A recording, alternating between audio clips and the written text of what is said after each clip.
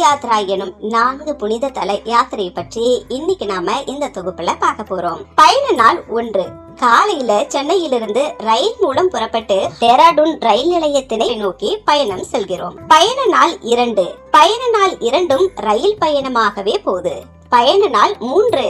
காலையில டேராடூன் ரயில் நிலையத்தினை வந்தடைகிறோம். டேராடூன் நகர்ல இருந்து வேன் அல்லது பஸ் மூலம் புறப்பட்டு 180 கிலோமீட்டர் பயணம் செய்து பார்கோட் என்னும் சிறிய நகரினை சென்றடைந்து அன்னைக்கு இரவு பார்கோட்டில் உள்ள ஒரு ஹோட்டலில் இரவு தங்குகிறோம்.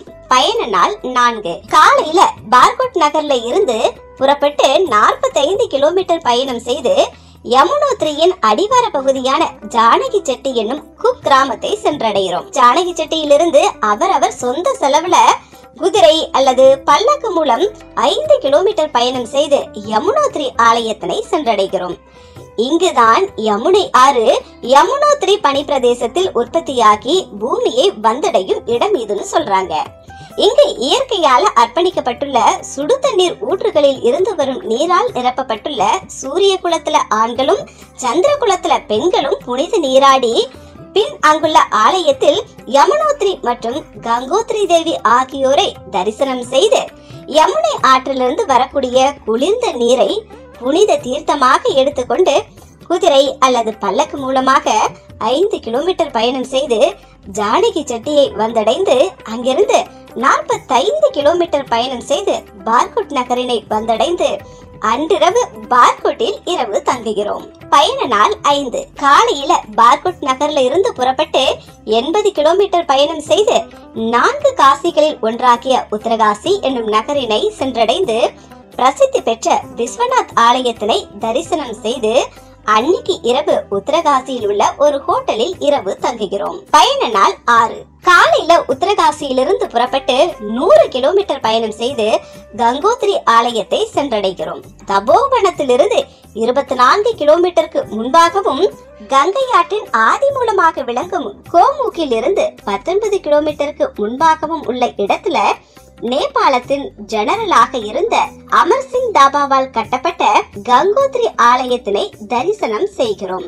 அதன் பின்னர் கங்கோத்ரியில் கங்கை என்னும் பாக்கிய நதி ஆற்றில் வரும் குளிர்ந்த நீரை புனித தீர்த்தமாக எடுத்துக்கொண்டு பின்னர் கங்கோத்ரியிலிருந்து 100 கிலோமீட்டர் பயணம் செய்து உத்தரகாசியில இருக்கிற விடுதியில இரவு தங்குறோம். பயண நாள் 7. காலையில உத்தரகாசியிலிருந்து புறப்பட்டு 200 கிலோமீட்டர் பயணம் செய்து அன்று மாலையில 4 காசிகளில் ஒன்றாகிய குப்தா காசியை சென்றடைந்து அங்க இருக்கிற விஸ்வநாத் ஆலயத்தை தரிசனம் செய்கிறோம். பின்னர் இங்கிருந்து புறப்பட்டு 30 கிலோமீட்டர் பயணம் செய்து கேதார்நாத்தின் அடிவார பகுதியான சோன்பிரயாக்கில் உள்ள விடுதியில இரவு தங்குறோம். பயண நாள் 8.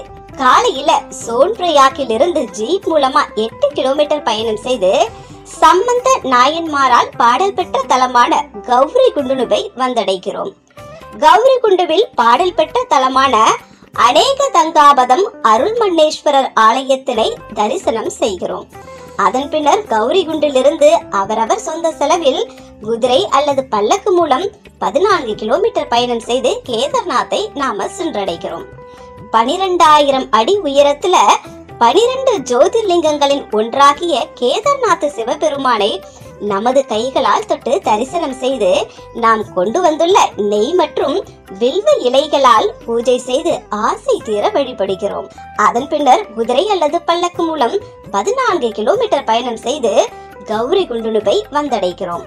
கௌரி குண்டுவிலிருந்து ஜீப் மூலமா 8 கிலோமீட்டர் பயணம் செய்து சோன்பிரயாக்கில் உள்ள விடுதியில இரவு தங்குகிறோம். பயண நாள் 9. காலையில சோன்பிரயாக்கில் இருந்து 15 கிலோமீட்டர் பயணம் செய்து திருயுகி நாராயணன் என்னும் இடத்தினை வந்தடைந்து இங்க இருக்கிற ஆலயத்தினை தரிசனம் செய்கிறோம்.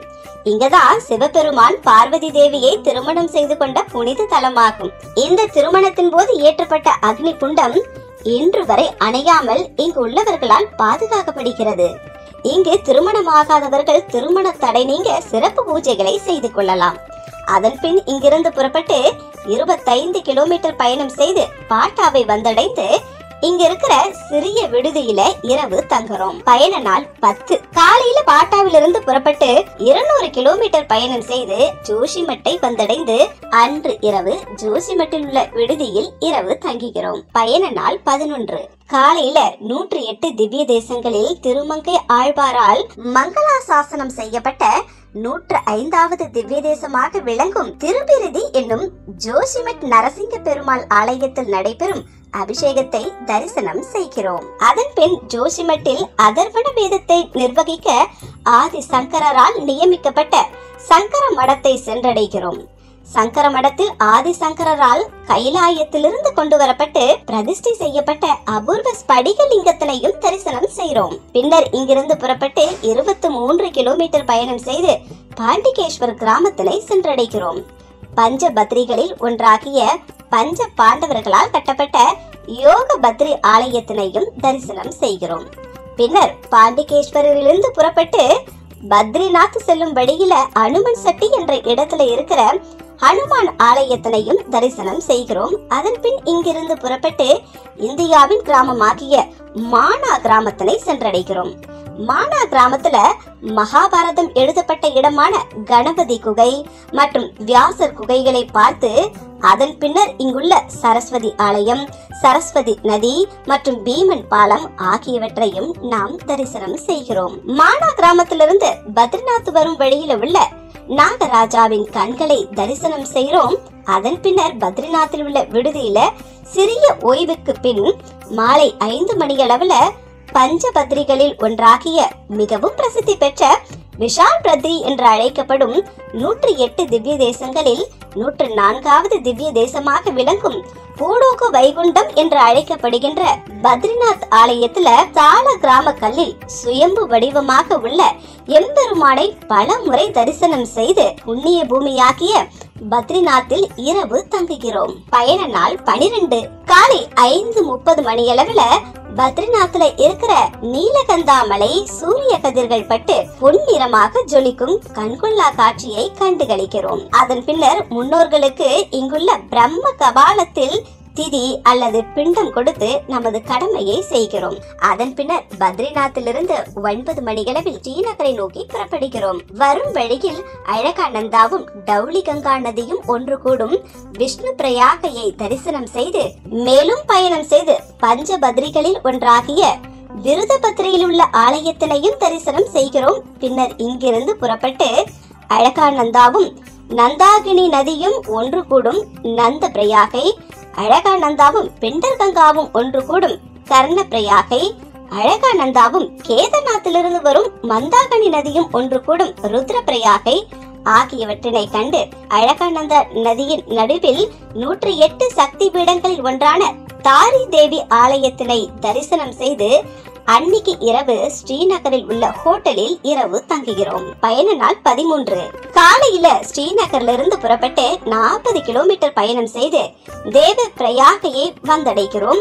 தேவ பிரயாகையில் ராமர் தவம் செய்த இடத்தில் பத்ரிநாத்திலிருந்து வரும் அழகானந்தா நதியும் கங்கோத்ரியிலிருந்து வரும் பகிரநதி நதியும் ஒன்றாக சங்கமித்து கங்கை என்று பெயர் பெறும் நதிகளின் சங்கமத்தில் புனித நீராடி பின்பு இங்குள்ள 108 திவ்ய தேசங்களில் ஒன்றாகிய 103வது திவ்ய தேசமாகிய ரகுநாத் ஆலயத்தினையும் இங்கு ராமபிரான் அமர்ந்த கல் நாற்காலியையும் தரிசனம் செய்து அருகில இரு பிளவாக பிளவுபட்டுள்ள சிவலிங்கத்தினையும் தரிசனம் செய்து ரிஷிகேசத்தை நோக்கி பயணம் செய்ய ஆரம்பிக்கிறோம். ரிஷிகேஷ் நகரில் ராமன் பாலம், லட்சுமணன் பாலம் மற்றும் ராமேஸ்வர ஆலயம் மற்றும் அருகில் உள்ள ஆன்மீக இடங்களை தரிசனம் செய்து அன்று மாலையில் ரிஷிகேஷ் திரிவேணி சங்கமத்தில் புனித நீரை பெற்று அங்கு நடைபெறும் கங்கா ஆரத்தியை தரிசனம் செய்து ரிஷிகேஷில் உள்ள மடத்தில் தங்குகிறோம். பயண நாள் 14. காலையில்